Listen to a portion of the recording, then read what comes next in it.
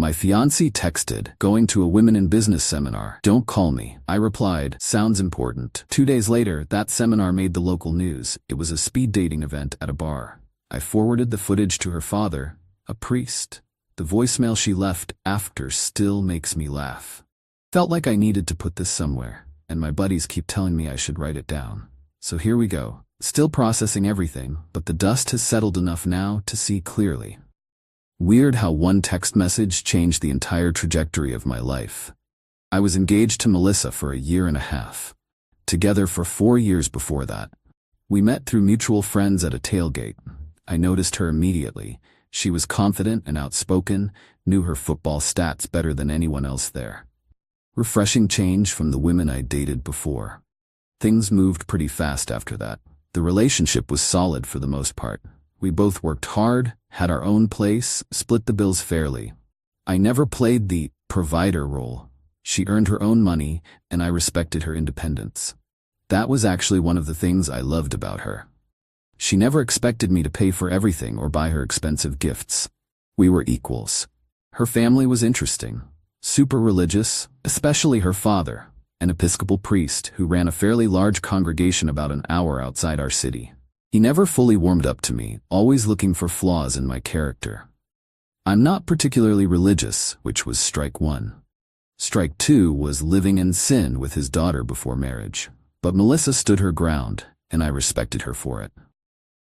The first red flag I ignored, stupid I know, happened around year 3. Found some texts between her and a coworker that were borderline inappropriate. Nothing explicit, but definitely flirty. When confronted, Melissa got defensive, said I was controlling and insecure. Turned it all back on me so fast my head spun. We almost broke up over it, but she eventually admitted the texts crossed a line and promised to keep things professional with him. Fast forward to 6 months ago. Melissa got a promotion at work, started traveling more for conferences and meetings. I was genuinely happy for her. She worked hard for it. But I started noticing changes. She'd come home late without texting. Be vague about where she'd been. Her phone would be face down more often. Classic stuff, right? Then 2 weeks ago on a Thursday morning, I got that text. Going to a women in business seminar this weekend. Leaving after work today, back Sunday night. Don't call me, we'll be busy networking. Something felt off immediately. For one, she'd never mentioned any seminar before that morning. 2, we had dinner plans with friends Saturday night that she apparently forgot about.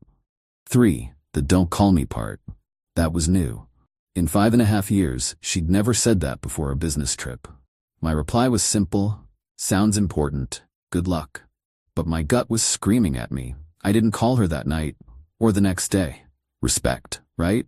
But I did call our mutual friend Jessica, who works in the same industry. Hey Jess, which hotel is hosting that women in business thing this weekend? Thought I might send Melissa some flowers or something. The pause on the other end of the line told me everything. What women in business thing? Jessica asked. There's nothing like that happening in the city this weekend. I did a quick search online after hanging up. Nothing about any women's business seminar in our city that weekend. Now, I'm not the jealous type who tracks my partner's phone or demands to know where she is every minute, but this wasn't adding up. So I pulled up our shared location, something we'd set up years ago for safety reasons. Her location showed her at the Sterling, a boutique hotel downtown known for its rooftop bar. Not exactly a conference venue. I sat on this information all day Friday, didn't confront her, didn't blow up her phone, just processed it. Saturday morning, I decided to drive downtown, not to spy exactly, but to see if I could figure out what was going on. Maybe there was an explanation. Maybe the seminar was small and under the radar. Maybe I was overreacting. I parked across from the Sterling around noon. Wasn't planning to go inside, but as luck would have it, I ran into my buddy Mike, who bartends there. Hey man, what brings you here? You coming to the event tonight? What event? I asked, playing dumb. Some speed dating mixer thing.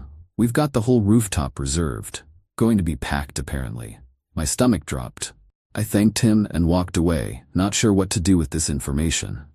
Part of me wanted to confront her immediately, but another part wanted irrefutable proof. So I waited. Around 8 p.m., I got a text from Mike. "Dude, isn't that your fiancée here? With the red dress? She's been talking to different guys all night." I asked him to send a photo, and sure enough, there was Melissa, all dressed up, laughing with some guy I'd never seen before. The Women in Business seminar was actually a speed dating event. I was numb, didn't cry, didn't rage. Just felt this cold clarity wash over me. Then Sunday afternoon, the universe handed me an unexpected gift. The local news was doing a fluff piece on modern dating and had filmed part of the speed dating event for their segment. It aired during the 5 o'clock news. There, in HD glory, was my fiancé exchanging numbers with multiple men, looking very much not like someone at a business seminar. It was public footage that anyone could have seen, just happened to be particularly relevant to me. I recorded the segment, and in that moment knew exactly what to do. Her father had always questioned my character, my commitment, my morals.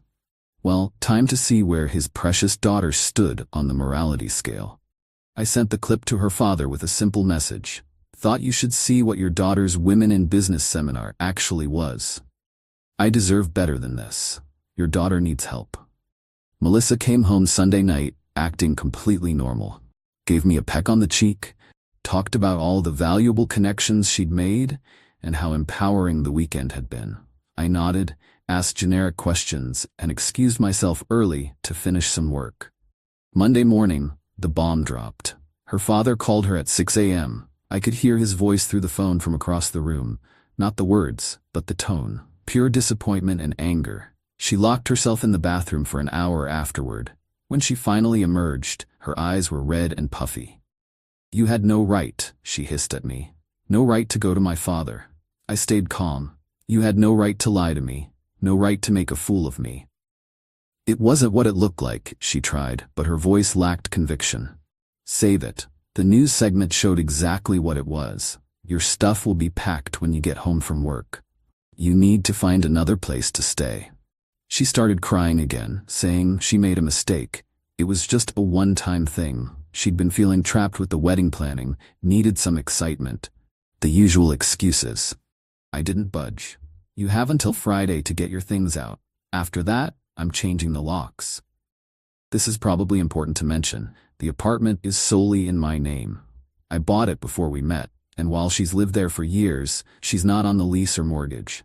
Legally, it's my place. She pays half the utilities and contributes to groceries, but that's it. She left for work, and I started packing her things. By the time she got home, half her closet was in boxes. That night, she called her father, thinking he might take her side after the initial shock wore off. Nope. He told her she'd disgraced herself and their family, and that until she showed true repentance, she wasn't welcome at family gatherings. The look on her face when she hung up, priceless. She tried everything over the next few days. Tears, anger, seduction, guilt trips, none of it worked. Thursday night, she finally accepted it was over and stayed with a friend. On Friday, she brought a moving truck and took her boxes. As she was leaving, she turned to me. "You didn't have to involve my father. That was cruel." I shrugged. "No crueler than lying to my face and making me look like a fool. You made your choice, now live with it." After she left, I blocked her number and poured myself a whiskey. Felt like I could finally breathe again. But the story doesn't end there. About a week later, I got a voicemail from a number I didn't recognize. It was Melissa, obviously drunk, alternating between sobbing and cursing me out, saying her family was treating her like a pariah. Her mother wouldn't even speak to her. Her father had told the extended family what happened. She'd been uninvited from her cousin's wedding, all because I couldn't keep my mouth shut. The voicemail ended with, "You ruined my life over one stupid weekend. I hope you're happy." I saved that voicemail. Listen to it sometimes when I need a reminder about karma. Yeah, maybe sending the footage to her dad was a bit much, but betrayal deserves consequences. And frankly, I'm tired of people thinking they can treat others like garbage without repercussions. It's been 2 months now. Found out through mutual friends that Melissa moved to another city for a fresh start. Guess the scandal was too much for her here. Her dad reached out to me once, just to say he was sorry about what happened and that he'd misjudged me. That meant more than it should have. As for me, the apartment feels emptier but peaceful. Started dating again recently, Nothing serious, just getting back out there. The engagement ring sold for enough to fund a nice vacation next month. Still can't believe a women in business seminar was her best excuse. If you're going to lie, at least make it convincing. And if you're going to cheat, maybe don't do it somewhere that might end up on the local news. The whole thing taught me a valuable lesson. Trust your gut, stand your ground, and never be afraid to expose lies. Oh, and that voicemail she left still makes me laugh every time I hear it. Not because it's funny, but because it's exactly what someone who's facing consequences for their own actions would say. Update 1. Wow, didn't expect this to blow up like it did. Thanks for all the comments and support. To answer some common questions. Yes, we live together in my apartment. I purchased it before we met. Mortgage is solely in my name. No, she didn't get anything in the breakup beyond her own belongings. And yes, I know sending the footage to her dad might seem harsh to some, but her family's opinion meant everything to her. Seemed like the most effective way to make sure there were real consequences. A few more details since people are asking. The speed dating event wasn't just any regular mixer. It was advertised as singles night, specifically for unmarried people. So she wasn't just networking or making friends. She was explicitly presenting herself as single. The news footage showed her removing her engagement ring before walking in. Guess she didn't notice the cameras at the entrance. That detail hurt more than anything else. Her father's reaction makes more sense with context. Their family had a history of infidelity. Her mom's sister had an affair that tore the family apart years ago, so this was particularly triggering for them. He's always preached about honesty and fidelity to his congregation, so having his daughter caught in this lie was beyond humiliating for him. His position as a moral leader in the community made her deception even more painful for him. I should also mention that Melissa tried to spin the story with our mutual friends, saying I was controlling, and that's why she needed space that weekend. The news footage shut that narrative down quickly. Most of our friends have sided with me, though a couple of her closest friends are still giving me the cold shoulder. Fine by me. Some have asked if I regret not giving her a chance to explain. Honestly, no. The combination of the deliberate lie about the seminar, her being at a singles event, taking off her ring, and exchanging numbers with multiple guys, that tells me everything I need to know about her character. It wasn't a drunken mistake or momentary lapse in judgment. It was calculated. Life goes on. I've been focusing on myself, hitting the gym more, reconnected with old friends she didn't like, even took a cooking class, something I've always wanted to do, but she thought was a waste of time. It's surprising how much of yourself you can lose in a relationship without even realizing it. Oh, and her dad called again yesterday, said he's using what happened as a lesson for the young couples in his premarital counseling program, without naming names, of course. At least some good is coming from this mess. Update 2. It's been 6 months since everything went down, and I've got some developments to share. First off, I found out why Melissa was at that specific event in the first place. Remember that coworker from years ago with the inappropriate texts? Turns out he didn't just attend these speed dating events. He actually helps organize them as a side gig.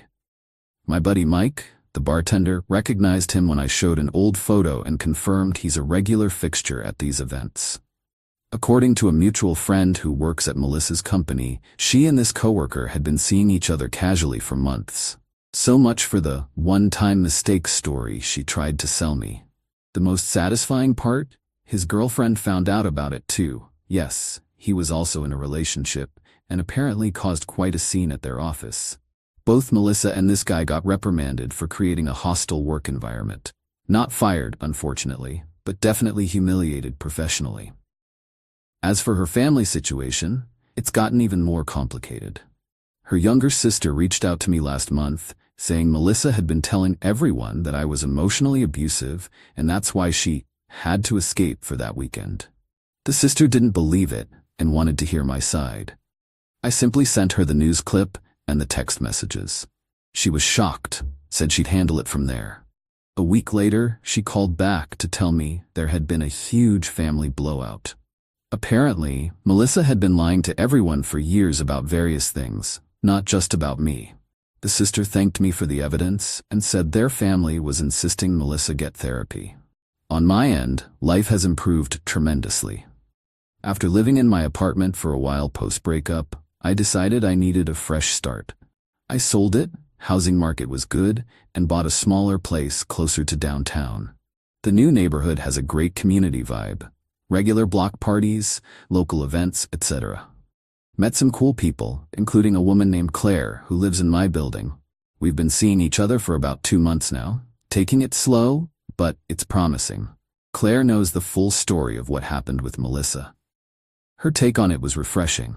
You didn't expose Melissa, she exposed herself. You just made sure the right people saw it. Exactly. The voicemail from Melissa is still saved on my phone, though I listen to it less frequently now.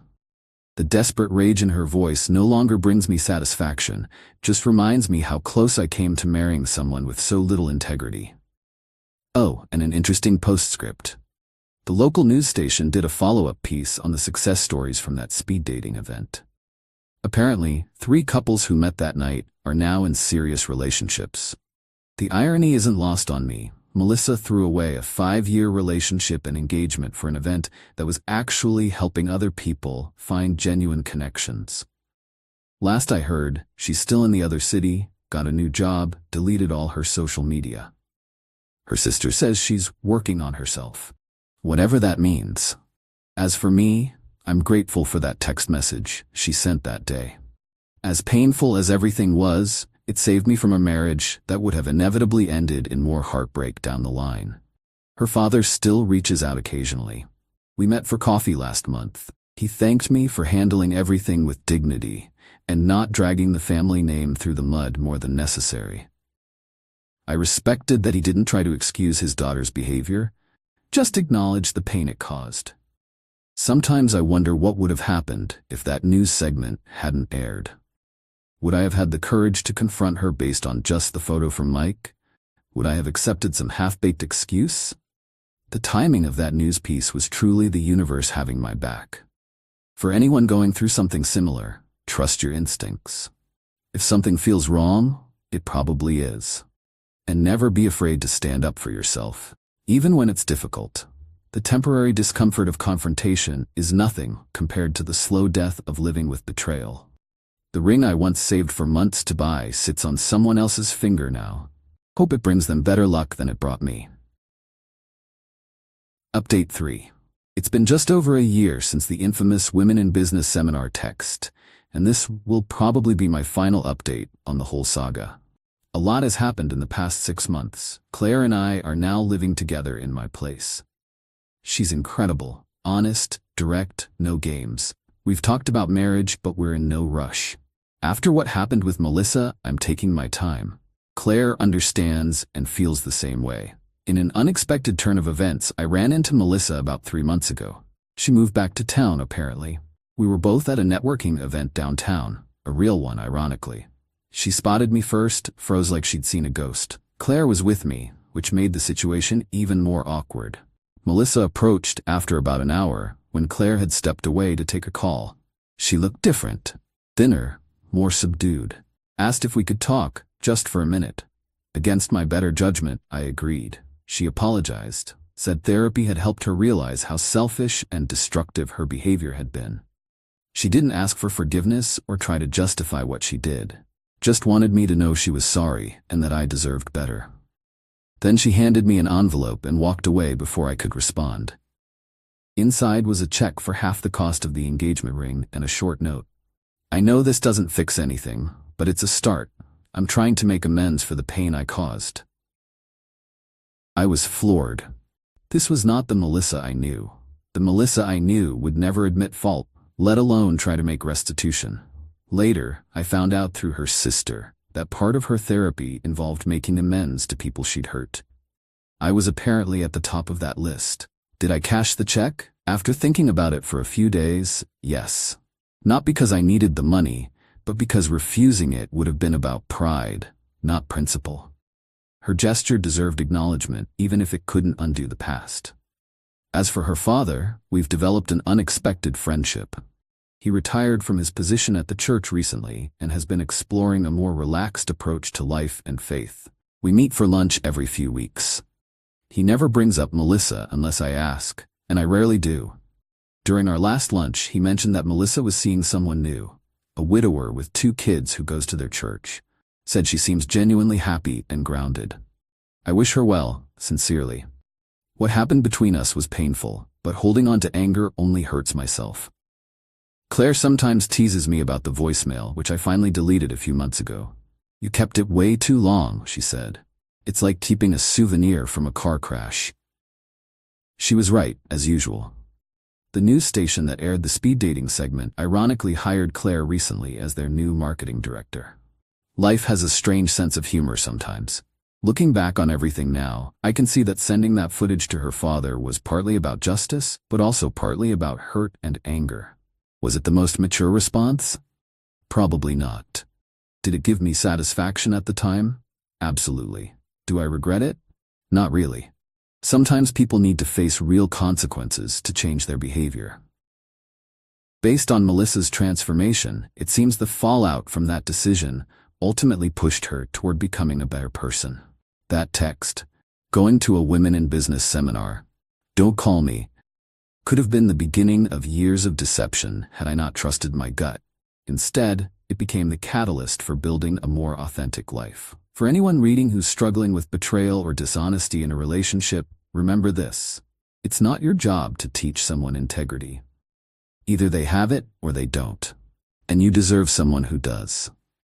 The priest's daughter and the skeptic sounds like the beginning of a bad joke.